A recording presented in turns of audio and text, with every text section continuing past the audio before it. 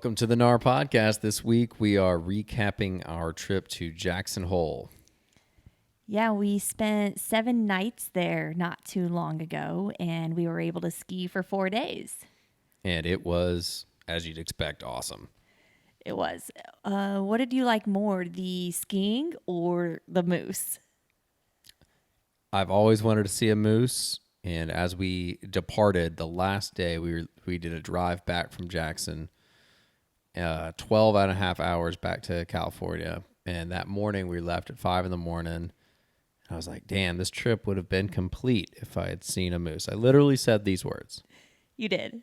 And 20 seconds later, there's a couple moose just like walking right outside our condo that we were staying at. Just standing right there on the sidewalk. And as we drove by, they didn't move. They weren't scared. So we just got a really good long look at these moose. They're massive. They're huge. Yeah, it was a cow and a calf. We didn't see the bull. That's the dream. Yes. And I think the secret is, people who live around here can probably say better than this, but from our experience, it's nighttime or when it's dark outside that you get to see the moose, because the entire trip we were in Jackson Hole, we were talking about these moose because you see pictures of them everywhere. And finally, when we're actually traveling in the dark, we see them, but we don't see them the entire rest of the trip. Yeah, it's really weird how there's signs everywhere saying there's moose crossings, drive slow, a lot of like prayer flags surrounding the moose that have been hit by cars, I guess. I don't know. We never saw one until it was dark. But I think that's like how wildlife typically is. It seems like, the things come out at night. That seems to be what happens. That would make sense. Yeah. So anyway, the skiing at Jackson Hole was spectacular. Yes, it was some of the best. I would say maybe not as good as Utah, snow-wise, but the resort itself, like second to none. Yeah, it is. So it's definitely the coldest place that I've ever been, which I think is saying a lot. It's not, well, I should take that back. It's not really saying a lot. I think the second coldest place I've probably been was just in Korea. That was very cold. But you're from Iowa, so it was comparable to Iowa or what? Yeah, I would say not much different. With the wind chill, they had a lot of wind there too. Things can get pretty negative, like -15, -20, not completely out of the ordinary for the winter. And that's kind of what we were experiencing. But it's drier, right, in Jackson? Or is Iowa's winter, right? So it's just dry. Yeah, it's hard to say. They're both pretty dry. But the week that we went there, I don't know, probably not typical because it rained on the mountain. I know. We had these almost extreme temperature differences where it was -5 real temperature for the first couple of days. And then by the third day, it's raining. It's like 34 degrees. Yeah, that was really strange. But then it went right back down the next day. The next day was stone cold again. Yeah, it's really weird how it could be. I've just never been in a place that cold, a place like that in the winter, especially because I just, where we go skiing up at Squaw and Lake Tahoe, it'll snow in the morning. And so when we go up I-80 up, to 6,000 feet, 7,000 feet, and we're growing over Donner Summit in the morning for like a ski day, there will be chain control. But if you have 4-wheel drive, you can drive on it. And the roads are usually pretty well sanded. They're not bad. Whereas like in Jackson, it is just frozen. Like the roads are just frozen all winter, I guess. It was really crazy. Yeah. It isn't something you'd want to bring your RV on. Definitely not. No. Yeah, definitely don't want to do that. And so that was just, but I think that's what also made the skiing so awesome was because it was so damn cold. Yes. Those first couple of days, it hadn't snowed for a while, so it's not necessarily a powder day, but there was still no ice. Once we went off the groomers or off piste, then it was still great. We could do moguls, and there was like this layer of dust maybe from the wind, but it still felt soft enough to do without being terrified of ice. Yeah. And so in typical GNAR fashion, when we're going to a new resort or any type of thing we do new, it's a little bit of anxiety. You don't know exactly where you're going. So, I mean, obviously skiing's pretty easy. There's a lot of people. You just kind of follow the people and you can figure it out. And then once you're a competent skier, you can just kind of get on the mountain and do whatever and make your way down. But we the famous pictures of Jackson Hole, or what it's known for, I feel like, from a non-skier's perspective, but even somebody that's just maybe intermediate skiing, is the aerial tram. That's like this iconic image of Jackson Hole, and it's this huge red tram that goes all the way to the top of the mountain. Right, there's two of them. So these two are going from the bottom all the way to the top and having to come back down. So it takes a while for them to do one ride up and down. And currently it's at a quarter capacity because of the pandemic. So it's supposed to hold 100 people, and it's currently holding 25. So the very first thing we do when we get to the resort is decide that we want to ride this tram. Start off with a bang, right? Let's go to the top of the mountain. There's only black diamonds up there, but you know what? We got to do it. Let's start with a bang. Mm-hmm. So we go and stand in this line, and we're probably standing there for 20 minutes before we notice the light that says aerial tram wait time 60 plus minutes, which is what it maxes out on, by the way. It never goes over 60 plus. It doesn't go above that. And we look at each other. We'd already kind of committed. We'd been there for 20 minutes already. So we decided we couldn't turn back then. And we stood in line for over an hour. Which is kind of crazy because you don't have to stand in line. If we were there during the week, so I'll also caveat this to that, but we could have gone to another lift and just gotten on the lift within probably 5 or 10 minutes. Right.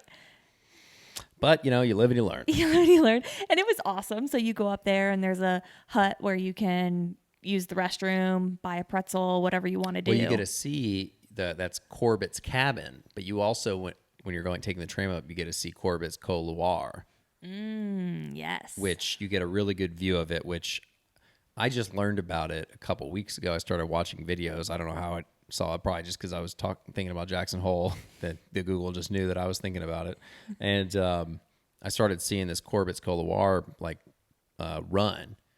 And, it's this huge steep cliff that basically they actually hold a Red Bull event off of called the King and Queens of Corbett's or something like that every year. And they do this huge vert jump, double backflip, snowboarders, skiers, the best in the world do it. It's insane. And it looks crazy in video. It's comparable to the Red Bull Rampage for mountain biking out in Gooseberry Mesa. And so it looks really steep in video. And so then you're like, okay, if it looks steep in video, then damn, it's probably really steep in person.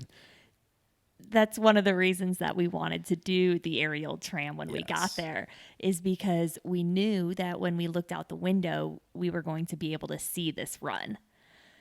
And let me tell you, when I'm watching these videos on Instagram of anyone skiing, normally I can tell if it's steep or not. You look at it and you can assess, yeah, that's steep. I would do that.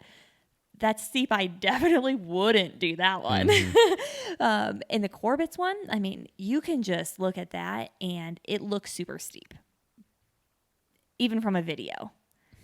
And then when you look in real life, it's just, straight up and down. I don't even know how it's possible, to be honest. I mean, it's literally a sheer cliff and people just ski down it. You ski near vertical for, a certain amount of seconds, and then it starts to even out eventually. But it's very impressive. It was just very impressive to see in person. And so we started our day off with that, peak run, and then just kind of got to dissect the mountain over the next 4 days. Mm-hmm. And we spent a little bit of time on that side of the mountain, but we realized pretty quickly that we didn't want to do a bunch of the aerial tram lifts. Yeah. So we mostly stayed on the other side of the mountain because there's not many other ways to get to the top or even close to the top over there. Yeah, it seemed like you could get longer runs over on the other side of the mountain. And that was the big issue. It's just kind of the way the mountain's laid out. There is a ton of really good stuff over there, but it almost always funnels you back down to the base. And if you want to go from the base back up to the top, well, then you have to take the aerial tram again. And we weren't going to do that because we'd only ski maybe one time if we took that thing, every time. So we stayed over on the other side, which was kind of amazing. It was. So along the way, we did this little scheme a lot of the time where we were on our very furthest left run, and then we decided, let's go make our way across the mountain doing every lift and then just go to the right. But then we found this Aprevo Chair, which ended up being one of our favorites because, like you said, there's long runs. So you can take this one and ski down. There's probably 3 or 4 different main bowls that you can choose from over there, and everything is roped off. It says avalanche, careful. Yeah, basically experts only. Yeah. So that whole side is pretty challenging, but it was amazing because you get to kind of explore and choose your own route over there instead of all of the groomers that are mostly throughout the mountain. Yeah, it was really great. And they have so much more snow than we do out in California. So it was mostly covered. There was a couple of thin spots where you kind of had to watch out for some rocks and stuff. But overall, it was really great. And I don't know, there's something about the snow. It's so weird. It's something that I never thought of until I really started getting into skiing. And I'm sure there's a lot more that I could learn. But, how the snow in Jackson is so different from the snow in California, so different from the snow in Salt Lake, and how even though it hadn't snowed in a few days, like typically I don't really like to go off piste and go off the groomers if like in California, if it hasn't snowed, because off trail in California, when it hasn't snowed, can turn into a icy, and I mean just sheer ice to where it's not even fun. And, so you kind of always have to ride the groomers when those conditions exist in California. But in Jackson, it hadn't snowed in, I don't know, a week probably there. And going off trail was awesome. It was. It still had a little bit of give to it. It somehow had a layer of powder still, probably because it's not normally getting below freezing. So everything just stays frozen. It doesn't have time to melt, get hard, and then turn into ice or that really makes base. sense because right now where we live it's 70 degrees in California. So the skiing, and it hasn't rained in weeks, so it's not great skiing right now.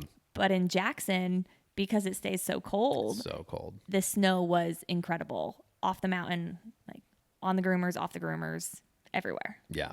So and another thing that so this is like, we had a discussion earlier to where we were like, okay, we don't think we're going to go back to Jackson next year for various reasons. But what we did have to do to go to Jackson this year, on top of buying our pass, is we had to spend an extra $150 each just to go to Jackson. That was kind of part of the Icon Pass deal. And this, we were like, we had to buy your ski passes the season before. So like, we're actually going to have to buy our ski passes for next year, like here in a couple of months. So that deal with that deal in there, we kind of had to decide, early last year, if we wanted to go to Jackson. We said, yes, we want to go there because it's this iconic place. We want to make a trip out there. But coming into like this next season, I don't think we're going to do it again, but I'm glad we did it. Right. So this is our 3rd year getting the Icon. Yes. And this year we chose to go to Jackson because why not? It also offered us not having blackout dates, which was awesome. And they were changing Christmas as a blackout date this year, whereas the last 2 years they hadn't. And we'd kind of established this tradition that on Christmas we go skiing. So we got the blackout dates and we got Jackson for $150 each, which seemed like a great deal for us because we get to keep our Christmas tradition alive and go to Jackson. And yeah, now that we've done it the one time, it probably doesn't make that much sense to go ahead and not get it next time and go explore other places. Yeah, I think, it was worth it to go. And it seems like if you're not a skier, snowboarder, I mean, Jackson, I will say, is an expensive town. I mean, just because it's a little different than other resorts we have been to. There's not a major city right there. So you're already in like a really small resort town that's 4.5 hours from a major city. And it's you can fly in there. However, like you have to pay for parking, lodging is pretty expensive, all that stuff, which is pretty typical for any skiing. So $150 for us, we could go more if we had more time to spend there, but typically a day pass at one of these resorts is like almost $200 during the season. Right. And we were able to get 4 days in. Yeah. So that's just awesome. And we always kind of go on like we try to at least plan like an annual ski trip somewhere. That was, I guess, before our upcoming situation, but to go somewhere new. And so this Jackson was just what we decided this past year, or this year, I guess, but next year, who knows where it'll be. Right. Maybe Big Sky, Montana, or if we're living in Utah, we might not want to go anywhere. Maybe we'll just do the 5 on the icon there. Right. We'll see. Yeah. So, overall, I mean, it was amazing. Like the resort, there was a little bit of everything. Off trail was fantastic. We explored a ton, but I know there's a lot more we could have explored. Mm-hmm. Oh, but we didn't even talk about the groomers. Oh, yeah. Like, so typically I love going off piste. I love doing all the moguls. Even when it is a little bit of ice, I kind of like the challenge. And normally groomers I can get bored with. I could say like, well, it's just not as exciting for me. However, at Jackson, the groomers were awesome. The groomers, just because there were so many of them to choose from and they were so steep, and just the way the snow was, it was a challenge in itself. You can't get bored of that because they are so steep, and oftentimes the snow conditions would change throughout the day, and you're still learning new things even on those groomers. I mean, I would say, we're a couple squaw girls, and so we're used to some steepness, but Jackson is steep. Yeah. It is. Like, it's got some really steep runs. It's great. Mm-hmm. And there's so many more of them. I mean, it's the same steepness, say, like KT, right? Yeah. At Squaw, but there are so many more of those steep ones, it seemed, at Jackson Hole. I know. I was thinking we almost shouldn't promote it as a place that's cool to go to. I mean, it's already kind of cat's out of the bag, but it sucks. Don't go there. Yeah. And then maybe we'll be the only ones there. Well, no, it does, even though, it's kind of the season right now and COVID's going on. It really, we were there also during the week. It wasn't that bad as far as busyness goes. The big thing we were saying earlier is the reduced capacity on certain like lifts just due to the pandemic. So like the Tram normally can hold 100 people, was holding 25. So that was causing a huge bottleneck. And then some of the other smaller gondolas that can hold 8 were only holding single families or one individual. So that was leading to a huge amount of lines, but also they were moving pretty quick. It wasn't too bad. Yeah, those gondola ones, you probably were in line 10 to 15 minutes max, and 15 minutes might even be a stretch. Mm-hmm. So the lines still weren't horrible. And on all the quad seaters, they're all express lifts, and they got you through pretty quick. We weren't really in line long for those at all. Yeah, no, it really wasn't bad. Gosh, I was just thinking it's such a weird temperature thing skiing, and that was, like I said, the coldest place I've ever been. And it was so bizarre being up at, we still get up early. Then we get to the ski resort at 8:30 or so, and it's 5 degrees outside, and we're going skiing at 9 in the morning. I'm like, what are we doing right now? It's so cold. And you get tougher. So like, I remember day 1, we went out there, and I'm putting on my hat, my scarves, and my gloves, everything. I am buttoned up head to toe. You can't see any of my skin because I'm just frozen. But probably by day 3 or 4, I'm going out with just barely a sweatshirt, and it's not as big of a deal. It's so weird because I get to where my hands are just frozen, and then they start finally warming up again, and it's really painful for anybody that's experienced that kind of it's probably like a low grade frostbite is what's going on. And it was just so crazy going through that. But then you start doing moguls, you get warmed up, and then before you know it, you're sweating your ass off. That definitely happened on those freezing days. Because it was so cold, we layered up. I mean, I layered more for this ski trip than I think I ever really had. I'm almost in as much layers as kayaking at night. And it got hot. But it's crazy because then you obviously know you don't want to sweat too much because then you can get even colder. So it's a really hard game you have to kind of play because if we didn't dress up enough in the morning, we would have just been miserable for hours because we were cold for hours. Mm-hmm. So it's a tough thing. The layer game with skiing is unlike any other thing I've done. Kayaking, it's way easier, I think, even. But skiing, it is, it's hard to get the layers right. Because paddling, if you're too hot, you just do a roll. Yes. Well, perhaps the answer is in our pack where we're usually putting our lunch and our waters, maybe we can do a little strip game in the gondolas and switch out our layers. Yeah, that's not a bad idea. Another difficult challenge of skiing is dehydration. It is. It's a real problem. You have a really nice flask that opens to where it's not freezing the tip, whereas my tip freezes over. Yeah, because the two of us, we're water people. We like to drink water. We're not ashamed of it. And it's a weird thing with skiing, like, because if you bring a Camelback, the hose freezes almost every time, so that doesn't really work. And then they have the insulated hoses. They do have those, but even those, from what I've read, they aren't great. But I haven't tried one, so we'll have to try that. That's the next level, I think.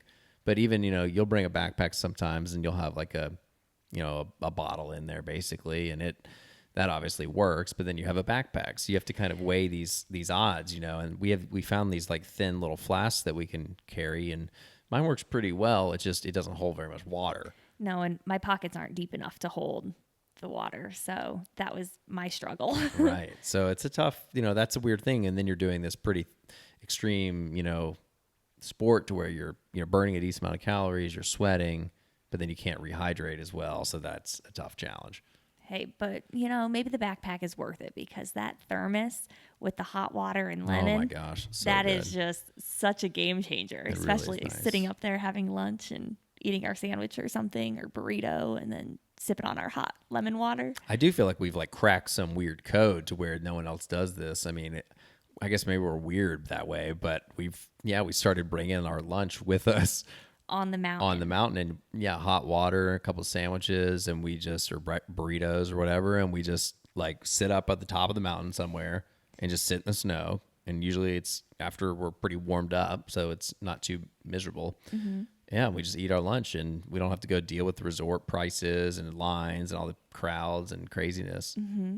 It's kind of cool. And it's pretty COVID safe. yeah, that's right. I think we'll continue this well into the future. I know. It's just so great because you don't feel like you really miss a beat.